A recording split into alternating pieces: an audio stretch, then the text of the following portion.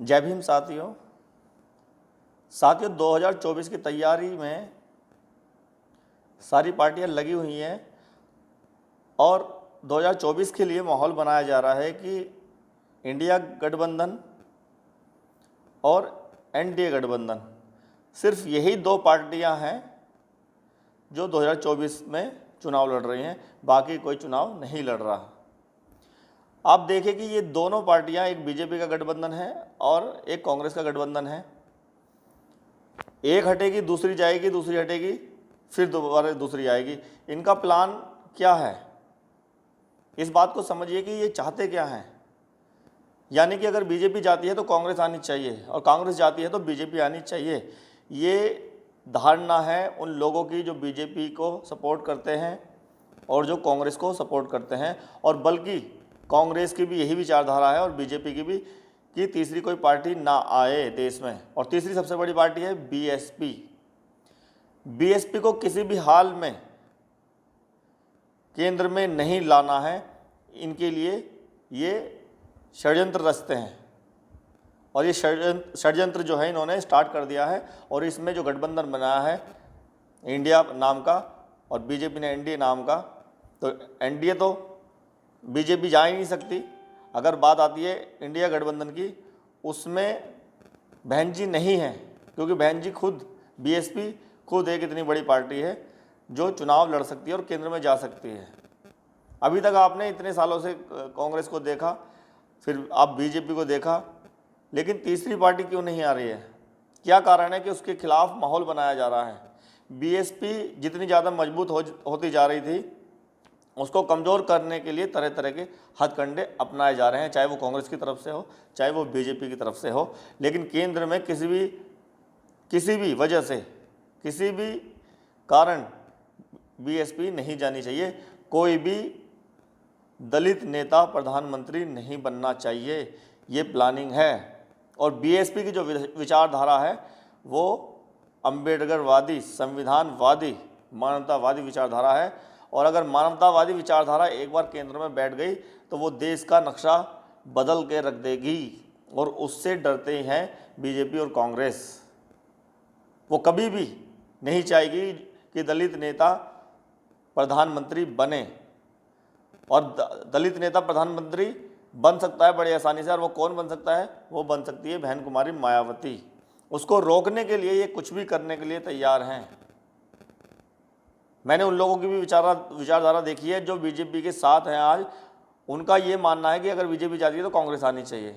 यानी वो ये लोग हैं, वो चाहते हैं कि कांग्रेस और बीजेपी हमारी पार्टी है, हमें कोई दिक्कत नहीं है इससे, लेकिन तीसरी कोई पार्टी नहीं आनी चाहिए। देश को हिंदू मुस्लिम में बटा रहना चाहिए, वो ये चाहते हैं। लेकिन अगर बीएसपी आती है तो कहीं भी धर्म की बात नहीं होगी, सिर्फ कानून की बात होगी, शिक्षा की बात होगी, बेरोजगारी की बात हो गई। इन चीज़ों पे काम करेगी बीएसपी। और इससे क्या होगा? इससे देश विकसित होगा, मजबूत बनेगा। और देश आज जो बड़ी बड़ी बातें करते हैं कि बीजेपी ने मजबूत कर दिया है, डंका बज रहा है, ये सब खोखली बातें हैं। सब जानते हैं कि हमारी अर्थव्यवस्था कैसी चल रही है, देश के अंदर कितनी महंगाई है, सब जानते हैं। डॉलर ऊपर जा रहा है, रुपया गिर रहा है, हम सब जानते हैं। ये सब जानते हैं कि क्या हो रहा है देश के अंदर। लेकिन बीएसपी को किसी भी हाल में आगे केंद्र में नहीं भेजना है। उसको रोकने का ये प्लान कर रहे हैं। उसको रोकने के लिए हम देखो, जैसे बीएसपी अलग लड़ रही है चुनाव, और बीएसपी का अलग मोर्चा भी बन सकता है, कुछ लोग पार्टियां उनके साथ आ भी सकते हैं। और बीएसपी के साथ बहुत मजबूत लोग हैं, वोट बैंक है, दलित, मुस्लिम, बहुजन समाज के, ओबीसी समाज के लोग, वो बीएसपी में काम कर चुके हैं और रहते भी हैं और पसंद भी करते हैं। बड़ी आसानी से माहौल बदला जा सकता है, लेकिन उसको रोकने के लिए इन्होंने प्लानिंग की हुई है। अब प्लानिंग कैसे कैसे की है, तोड़ने का काम कैसे किया है? चंद्रशेखर आज़ाद सबसे बड़ा हथियार अगर बीजेपी के पास है बीएसपी को कमज़ोर करने के लिए, तो चंद्रशेखर है। उत्तर प्रदेश में अखिलेश के पास सबसे बड़ा हथियार है बीएसपी को कमज़ोर करने के लिए, वो चंद्रशेखर आज़ाद है। चंद्रशेखर आज़ाद के बल पर अखिलेश उत्तर प्रदेश में दलितों की वोट को साधना चाहते हैं, अम्बेडकरवादियों की वोट को लेना चाहते हैं, लेकिन वो ये नहीं समझते कि जो अम्बेडकरवादी हैं वो ऐसे नहीं बन गए।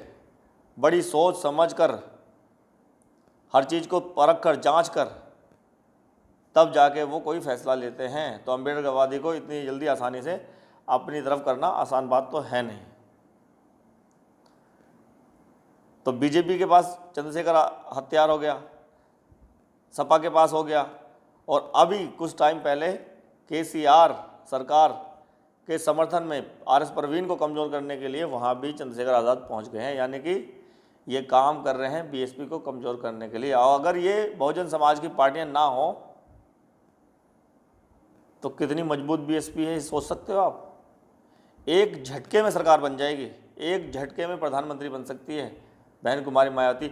उसको रोकने के लिए जो इन्होंने साजिश रची है, उसको अगर हम समझ लें, सारे लोग समझ लें, तो मुझे लगता है कि हम इन बेईमानों को, दलालों को बाहर कर सकते हैं और देश के अंदर विकास कर सकते हैं और संविधान पूरी तरह से लागू कर सकते हैं, जो अभी लागू नहीं है। और ऐसा मात्र तभी हो सकता है जब बीएसपी देश में आएगी। और बीएसपी किसी एक वर्ग के लिए काम नहीं करती, वो सारे वर्गों के लिए काम कर रही है। मैं उन जनरल भाइयों को कहना चाहता हूं, अगर वो ये समझते हैं कि बीजेपी उनके पक्ष की है या कांग्रेस उनके पक्ष की है, ये किसी के पक्ष के नहीं है। ये सिर्फ देश के विकास को रोकना चाहते हैं, देश में एकता को रोकना चाहते हैं, देश में जो भाईचारा बनता है उसको रोकना चाहते हैं। इन्हें किसी से कोई मतलब नहीं है।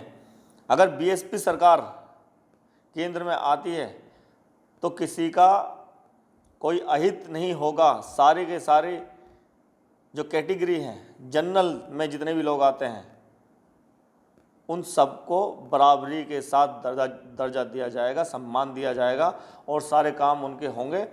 और पहले भी आपने देखा होगा उत्तर प्रदेश में जब बहन जी की सरकार बनी तो बहन जी ने सर्वजन के लिए काम किया। उनका नारा भी है सर्वजन हिताय सर्वजन सुखाय। सबके लिए काम करने वाली वो पार्टी है। वो देश में मानवता चाहती है। और जितने भी ये धर्मवादी, हिंदू कट्टरवादी, हिंदू मान लो, मुस्लिम मान लो, उनमें भी भाईचारा बड़ी आसानी से बीएसपी द्वारा बनाया जा सकता है। क्योंकि जब बात संविधान की होगी, जब बात कानून की होगी, तो आपको जो संविधान में अधिकार मिले हुए हैं वो आपके अधिकार बने के बने रहेंगे। किसी को पूजा पाठ करनी है, मंदिर में जाना मंदिर में जाइए, मस्जिद में जाना है मस्जिद में जाइए, वो आपका अपना निजी मामला होगा। संविधान के दायरे से वो बाहर है और सबको संविधान ने आज़ादी दी है, सबको अधिकार दिए हैं। तो ना तो आपकी लड़ाई होगी किसी एक पक्ष को ज़्यादा देखा जा रहा है, किसी एक पक्ष को कम देखा जा रहा है, जैसे वर्तमान सरकार में ऐसा हो रहा है और ये सब जानते हैं। बीएसपी के आने पर अल्पसंख्यकों को जो मिलेगा, जो अधिकार मिलेंगे, वो कल्पना भी नहीं कर सकते। और जो दूसरे पक्ष के लोग हैं, हिंदू के या सिख के, जैन के, बौद्ध के, उन सबको वो अधिकार मिलेंगे जो किसी पार्टी ने आज तक ना दिए हों। तो एक बार लक्ष्य बना लें अगर हम बीएसपी को केंद्र में लाने के लिए। और मैं ये नहीं कह रहा कि भाई बीजेपी अभी आई है, बीजेपी ऐसी है, कांग्रेस पहले नहीं आई थी, कांग्रेस भी आ चुकी है। आपने कांग्रेस भी देखी है और बीजेपी भी देखी है। एक बार देश के लोग इकट्ठा होकर, सारी की सारी जातियाँ, सारे के सारे धर्म मिलकर अगर देश को बचाना चाहते हैं, देश को एक करना चाहते हैं, इसको टूटने से बचाना चाहते हैं, वो एक बार बहुजन समाज पार्टी की अध्यक्ष बहन कुमारी मायावती को प्रधानमंत्री पद तक पहुंचाकर देखिए और देश में वो होगा जो कभी सोचा भी नहीं होगा, किसी ने कल्पना भी नहीं की होगी। देश का नक्शा पूरी तरह से बदल जाएगा।